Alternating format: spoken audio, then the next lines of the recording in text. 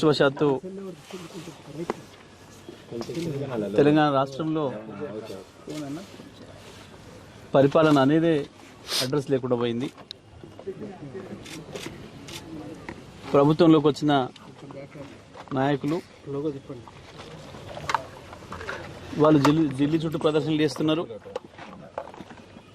అధికారులు ఎవరి కార్యక్రమాల్లో వాళ్ళు ఉంటున్నారు. ప్రజల్ని గాలికి వదిలేసిండ్రు. సాగునీటి నిర్వహణ, తాగునీటి నిర్వహణ అధ్వానంగా తయారైంది రాష్ట్రంలో. అసలే ఒకవైపు ఎండలు, కొంత కరువు పరిస్థితులు ప్రజలను ఇబ్బంది పెడుతున్న పరిస్థితులలో ఇంకా అప్రమత్తంగా ఉండాల్సిన ప్రభుత్వం, ఇంకా జాగ్రత్తగా ఉండాల్సిన ప్రభుత్వం క్షణక్షణం ఏం జరుగుతుంది రాష్ట్రం మొత్తం కూడా సమస్యలు తెలుసుకొని పరిష్కారాలకు ఆదేశాలు ఇవ్వాల్సిన ప్రభుత్వం దురదృష్టవశాత్తు పోయి ఢిల్లీలో ఉంటుంది. ఇది రాష్ట్ర ప్రజలకు పట్టిన దుర్గతి. ఇవాళ మనం నాగార్జున సాగర్లో చూసినాం. వాస్తవానికి నాగార్జున సాగర్కు 2014 ముందు నీళ్ళే లేవు, మంచినీళ్ళే ఇవ్వని దుస్థితి. లక్షల ఎకరాలకు నీళ్ళు ఇచ్చి లక్షలాది కోట్లాది మందికి మంచినీళ్ళు ఇచ్చి బ్రతికిచ్చిన నందికొండ ప్రజలకి మంచినీళ్ళే లేని దుస్థితి ఉండే.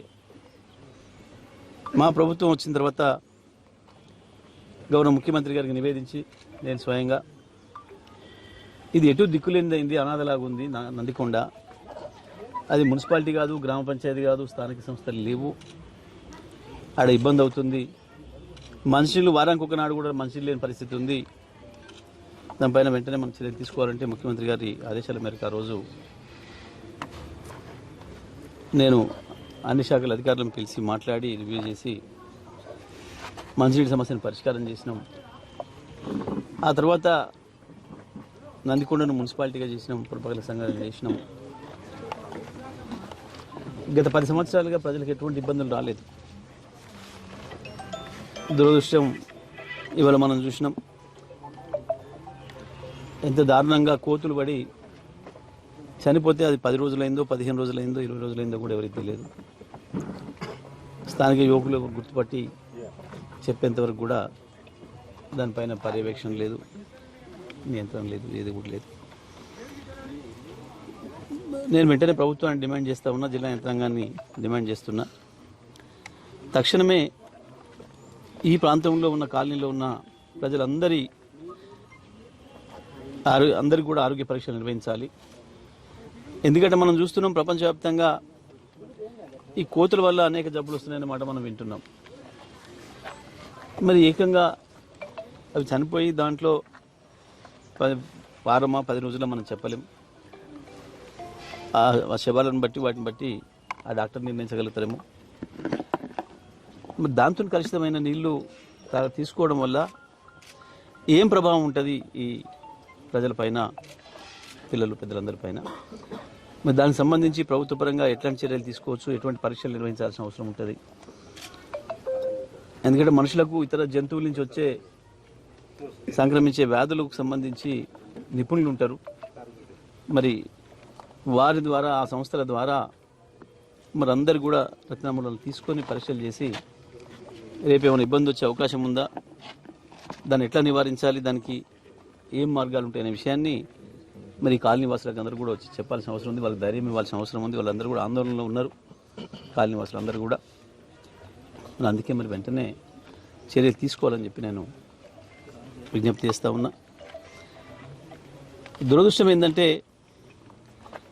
దాదాపుగా నెల 15 రోజులుగా కరువు పైన రైతులు ముత్తుకుంటుంటే, ప్రజలు ముత్తుకుంటుంటే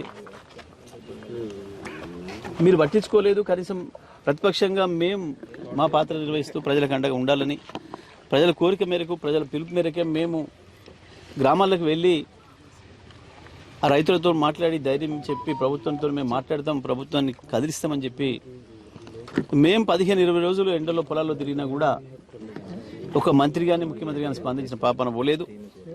చివరికి కేసీఆర్ గారు వచ్చి రంగంలో దిగి అసలు ఈ ప్రభుత్వం ఉన్నదా లేదా, ఏంది ప్రభుత్వం దేని కొరకు ఉన్నది, 10 ఏళ్ళు నేను తిప్పలబడి తయారు చేసిన